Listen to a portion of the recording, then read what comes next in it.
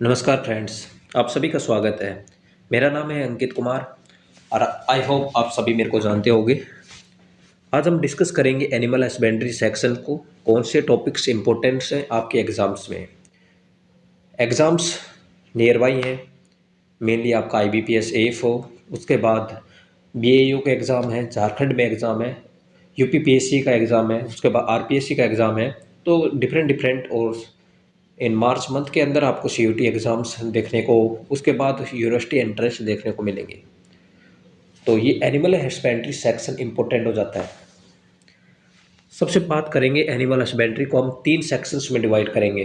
पहला कि what is a basic animal husbandry, उसके बाद मिल्क की बात करेंगे और पोल्ट्री सेक्शन की बात करेंगे। एनिमल हस्बेंड्री को जब हम स्टार्ट करते हैं तो सबसे पहले उसकी टर्मिनोलॉजी बहुत ज़्यादा इंपॉर्टेंट हो जाती है। तो टर्मिनोलॉजी जो भी रिलेटेड है एनिमल हस्बेंड्री से, उसके ऊपर हमारा फोकस होना चाहिए। मेनली जब आप IBPS रिलेटेड एग्जाम्स के जब बात करते हैं तो वहाँ पर 1 या 2 क्वेश्चंस रिलेटेड टू आपकी टर्मिनोलॉजी से देखने को मिल जाते हैं। तो एक इम्पोर्टेंट रोल प्ले करता है ये टर्मिनोलॉजी। जैसे लास्ट टाइम इन्वोल्यूशन या रिगर्टिगेशन जैसी जो टर्मिनोलॉजीज हैं जो देखने को मिली थी, तो ये अपने आप में एक इम्पोर्टेंट रोल हो जाता है टर्मिनोलॉजीज का। फिर उसके बाद basic of animal husbandry. Basic of animal husbandry से मेरा कहने का यही है कि जैसे कि क्या उनकी फैमिली है। जैसे कैटल है, क्वेश्चन पूछ लिया गया था कि बोवाइन किसकी फैमिली है, टफिंग किसके अंदर होती है, फैरोइंग किसके अंदर होती है, कवरिंग किसके अंदर होती है, सर्विंग किसके अंदर होती है, हीपर काप क्या होता है, कैस्ट्रेटेड या स्ट्रीर जो मेल होता है वो किस क्या होता है, आप क्या समझते हो, राम मेल होता है फीमेल होता है, सो क्या होता है। तो ये कुछ रिलेटेड क्वेश्चंस है जो बेसिक ऑफ एनिमल हस्बेंड्री से पूछे गए हैं और पूछे जाते रहेंगे। तो ये बहुत ही ज़्यादा इंपॉर्टेंट है। इसके लिए आप फॉलो कर सकते हो, आपकी NR सुंडा बुक के अंदर एक टेबल दे रखी है, उसको गो थ्रू कीजिए, वेरी मस्ट इंपॉर्टेंट। उसके बाद बॉडी पैरामीटर्स के अंदर टेम्परेचर की बात की गई है। टेम्परेचर एक इम्पोर्टेंट रोल हो जाता है। जैसे कि हम काऊ की बात करते हैं तो 38.5 डिग्री सेल्सियस, वही हम जैसे ही हैन की बात करेंगे तो जो क्वेश्चन पूछा गया था वो हैन से था 41.7 डिग्री सेल्सियस, जो इम्पोर्टेंट हो जाता है। इसके साथ साथ गेस्टेशन पीरियड कितना है, ठीक है। जैसे 282 किसी का है, किसी का 312 है, किसी का 148 है, किसी का 150 है, किसी का 114 है, किसी का 391 है। तो सभी पूछे गए हैं। इनका हीट पीरियड कितने डेज का है, किसी का 18 आवर्स का है, किसी का 24 आवर्स का है, तो किसी का 1 to 5 डेज का है, किसी का 1 to से 5 डेज का है, 3 to 5 डेज है। तो इस तरीके से गेस्टेशन पीरियड का है, पोवर्टी कब होती है। तो ये इंपॉर्टेंट बॉडी पैरामीटर्स हैं। इसके बाद डाइजेस्टिव सिस्टम से क्वेश्चन पूछा जाता है। डाइजेस्टिव सिस्टम से उसके कंपार्टमेंट कौन कौन से हैं। जैसे कंपार्टमेंट की बात करें, रुमेन हो गया, उसके बाद रेटिकुलम हो गया, ओमासम हो गया, एबोमेसम हो गया। अब इनकी स्पेसिफिक फीचर्स क्या है। रुमेन जो कि लार्जेस्ट कंपार्टमेंट है जहाँ पे फिल्टरेस इन वो फर्मेंटेशन होता है, वही रेटिकुलम जो कि जहाँ पर क्या कहते हैं हनीकॉम लाइक चैम्बर है और वहाँ पर फिल्ट्रेशन का काम होता है। ओमासम जो बुक लाइक स्ट्रक्चर है, वह ग्राइंडिंग का काम होता है। एबोमेसम जहाँ ट्रू स्टमक है, गैस्ट्रिक जूस रिलीज होता है, उसे ट्रू स्टमक कहते हैं। वही आगे बात करते हैं हम रिप्रोडक्टिव सिस्टम। रिप्रोडक्टिव सिस्टम सबसे पहले क्वेश्चन जो पूछे जा रहे हैं, एस्ट्रोजन हार्मोन क्या काम आता है, प्रोजेस्टेरोन हार्मोन क्या काम आता है, कहाँ से ये रिलीज होता है, GnRH कहाँ से होता है, FSH कहाँ से होता है, कौन से ऑर्गन से रिलीज हो रहा है। तो वहाँ से भी क्वेश्चन पूछे जा रहे हैं, तो हमारा वहाँ उसके ऊपर भी फोकस होना चाहिए। फिर उसके बाद एस्ट्रस साइकिल क्या होती है, एस्ट्रस साइकिल की लेंथ क्या होती है, इसकी स्टेजेज क्या होती है, इस चीज़ के ऊपर भी हमारी थोड़ा ध्यान और इम्पोर्टेंस देनी होगी।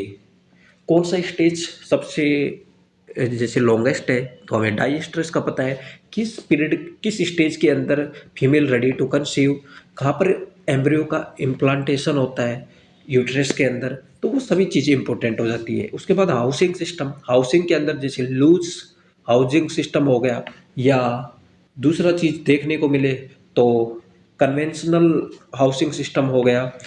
तो ऐसे जैसे क्लोज वाला हो गया। टेल टू टेल सिस्टम में, हेड टू हेड सिस्टम में, दोनों के अंदर क्या अंतर है, क्या उसके एडवांटेज है, क्या डिसएडवांटेज है, कितना, एक आता है नाबार्ड नॉर्म्स, हाउसिंग सिस्टम से एक सब टॉपिक हो जाता है नाबार्ड नॉर्म्स करके।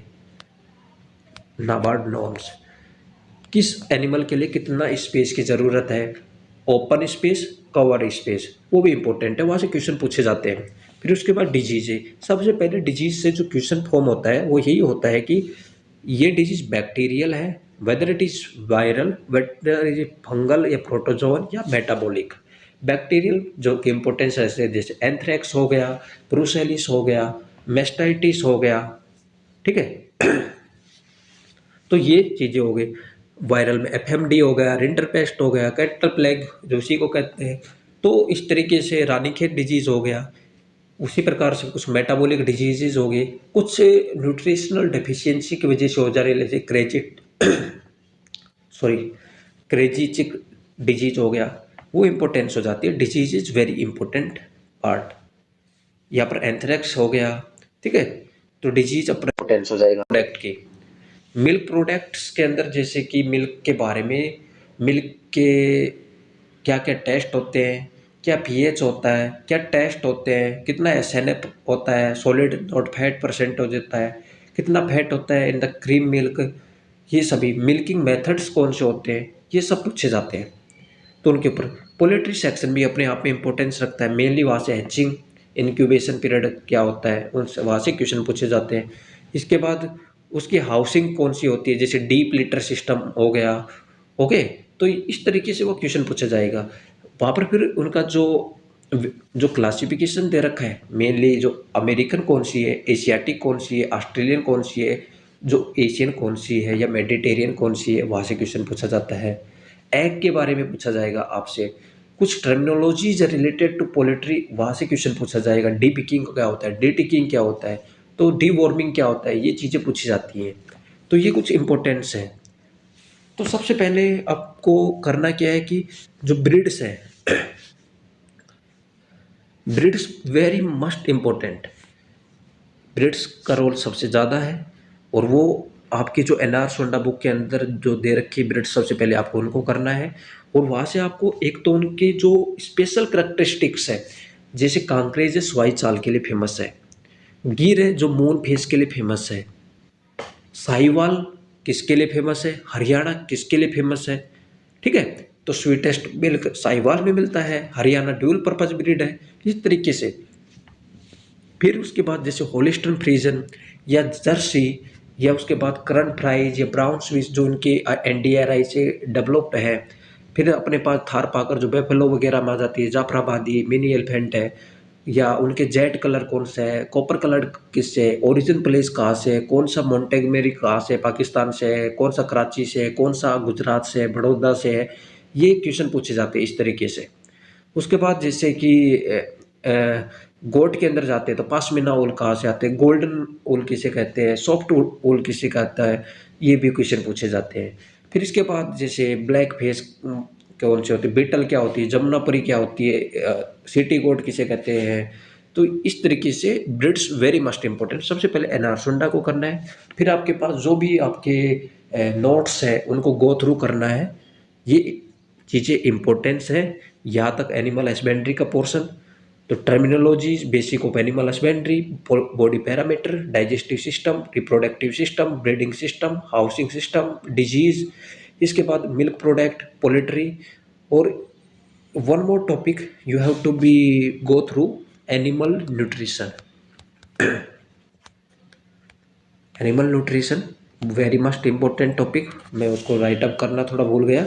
एनिमल न्यूट्रिशन इंपॉर्टेंस हो जाता है, जहाँ पर साइलेज क्या होता है, हे क्या होता है, हाइलेज क्या होता है, ड्राई फोडर क्या होता है, इन चीज़ों से क्वेश्चन पूछे जाते हैं, ठीक है। टोटल डाइजेस्टेबल प्रोटीन कितने होते हैं, ये सब इंपॉर्टेंस हो जाता है।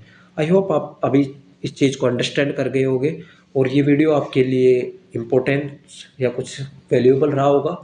तो इसमें इतना ही अब तक के लिए, धन्यवाद। जय हिंद, जय भारत।